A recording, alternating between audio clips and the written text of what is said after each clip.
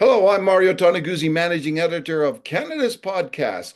Joining me today on Winnipeg's podcast is Sandy Schindelman, who is president of Shindico, based in Winnipeg. Thanks so much for joining us today, Sandy. Thanks for having me, Mario. All right, so you folks are celebrating an important year for the company, 50 years in business. Tell me a little bit about that, how it started, and we'll go from there, Sandy. Well, we started in Portage la Prairie.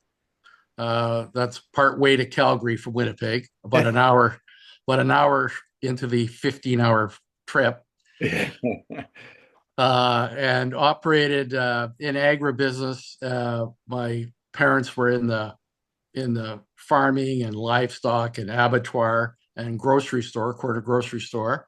Yeah. So they sure taught us how to work, and we listened. And I started Shindico sometime after 73, really officially in 1975.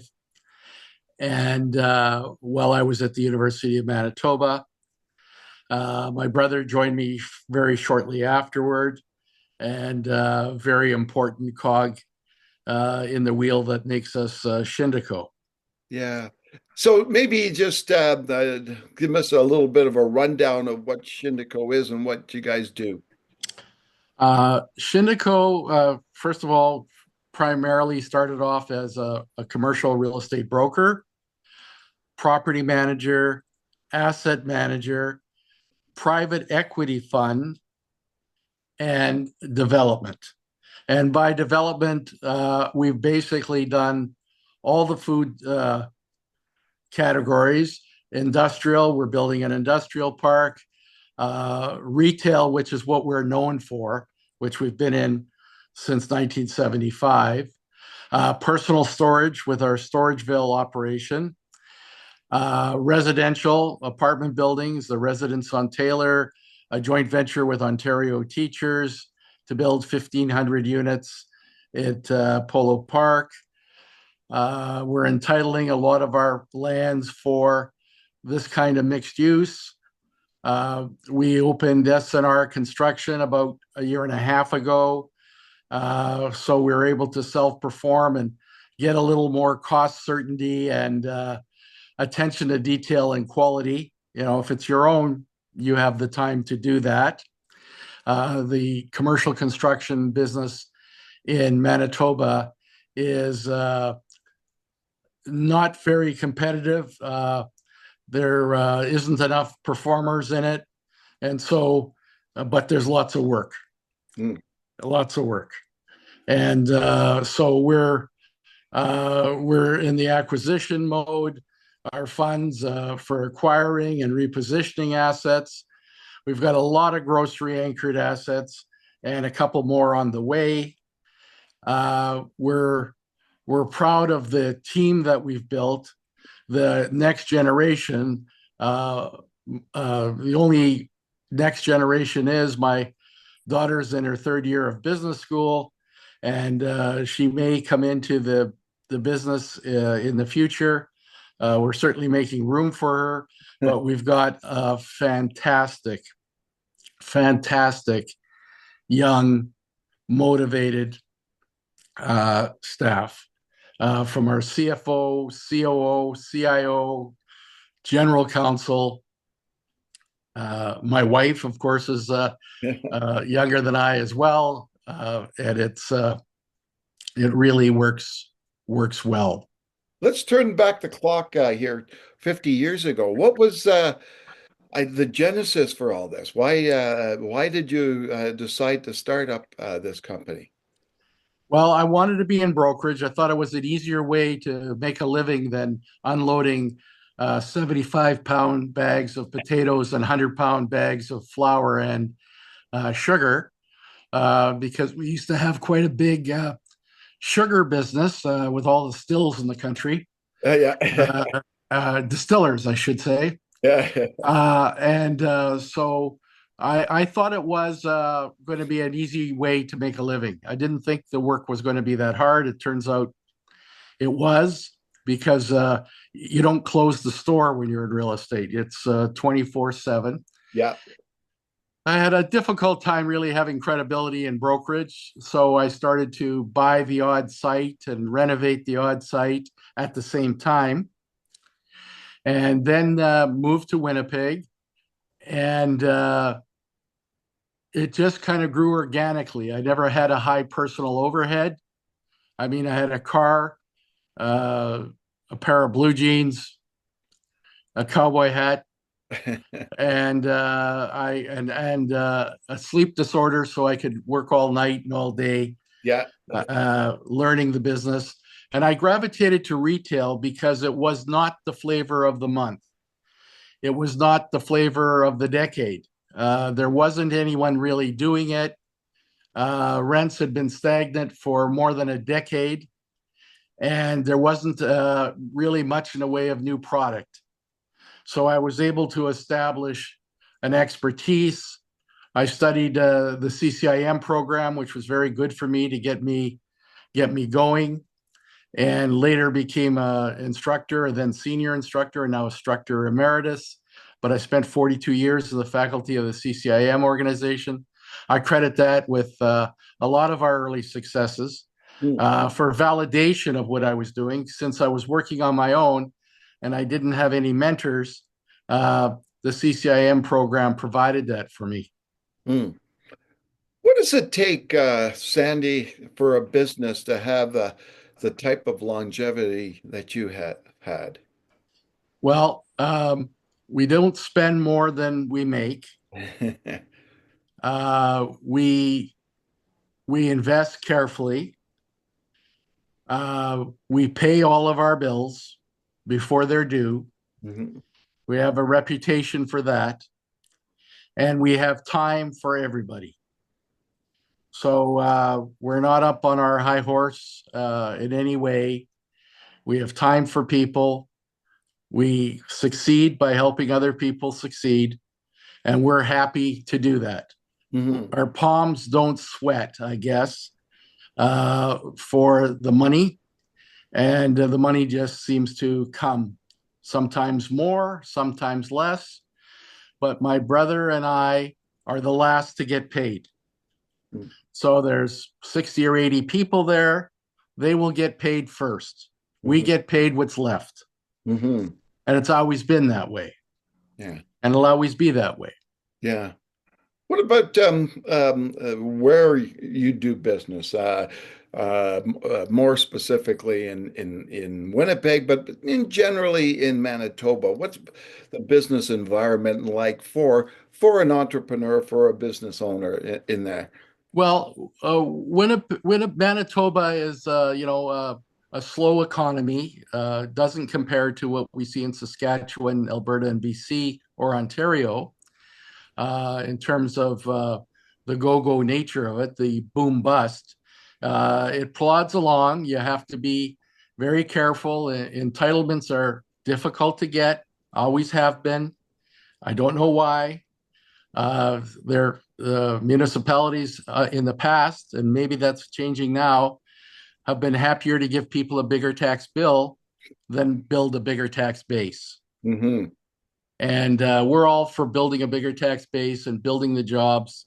Yeah. We're very happy because every time we put up a building, hopefully somebody's in there working and uh, and earning a salary and paying taxes and growing our economy. Yeah, yeah, exactly. And what do you see the future as for the province and for Winnipeg? Well, I think steady as she goes.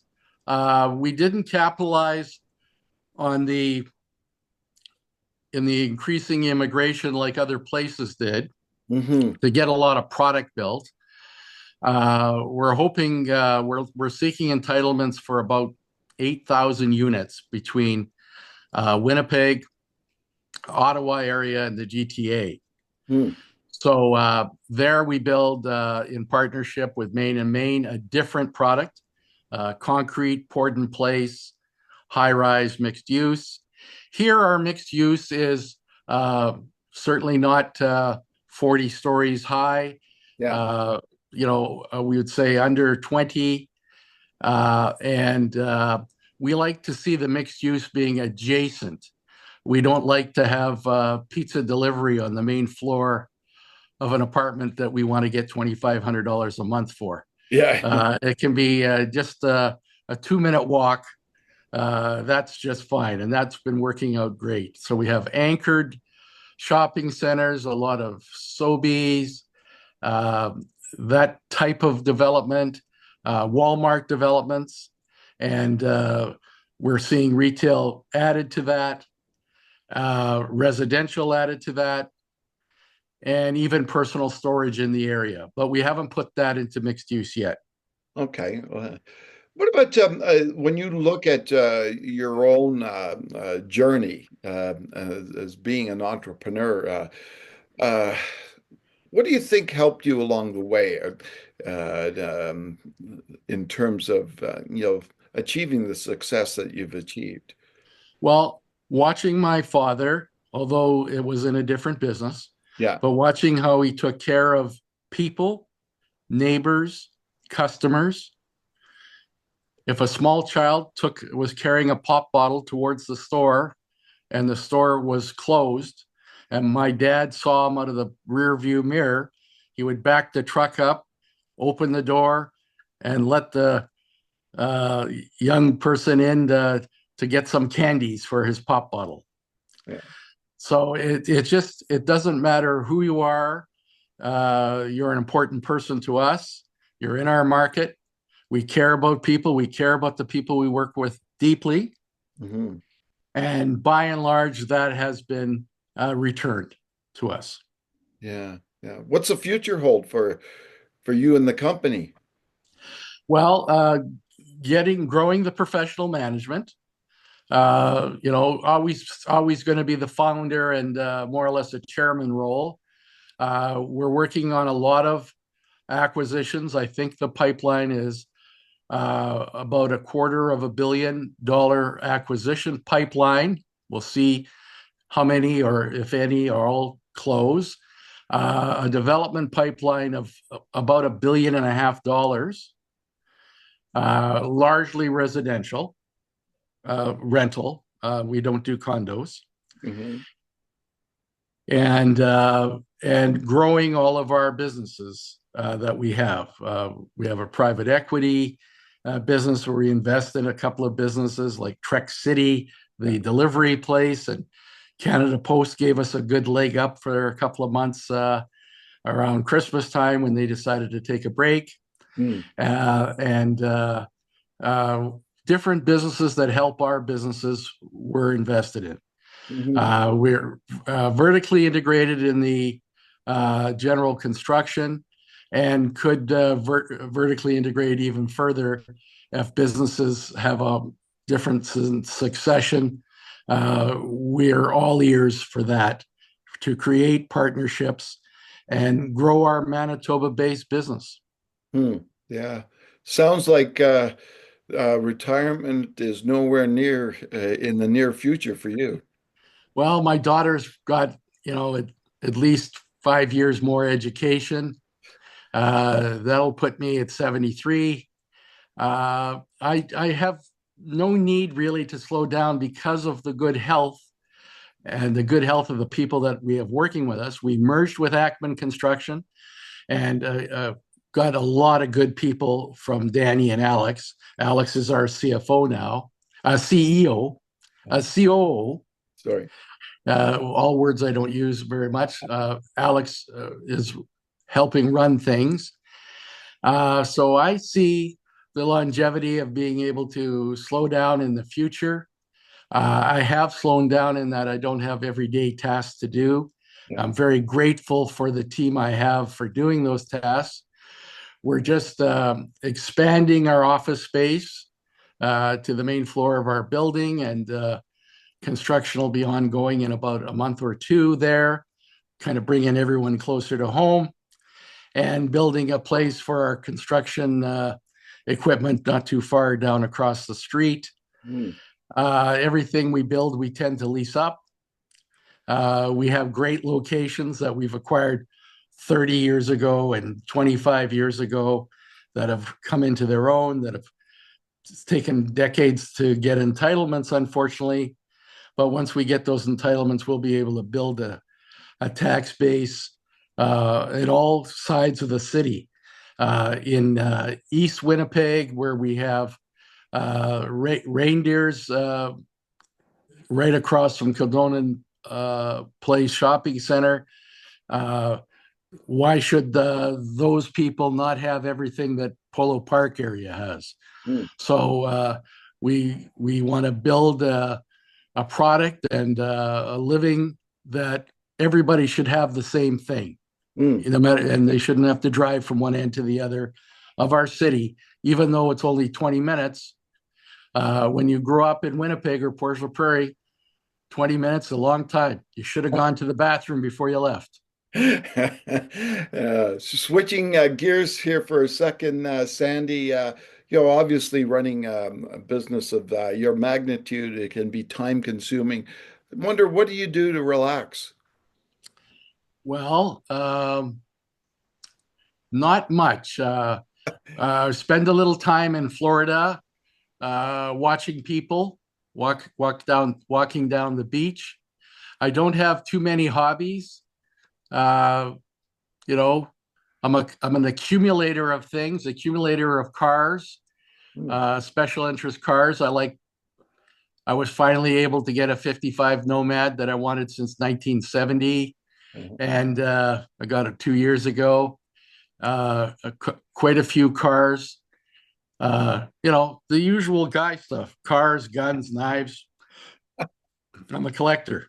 all right. You'll have more time for that eventually. All right. When you go back. Eventually, yes. Unless Trudeau takes them all away from us, he hasn't got to the cars yet. All right. Well, super. Thanks so much, Sandy, for joining us today. Thank you for having me. It's always a pleasure to be hosted by Mario. All right, super. Thank you. That was Sandy Schindelman, who was president of Shindico. I'm Mario Toneguzzi, managing editor of Canada's Podcast. Thanks for joining us today.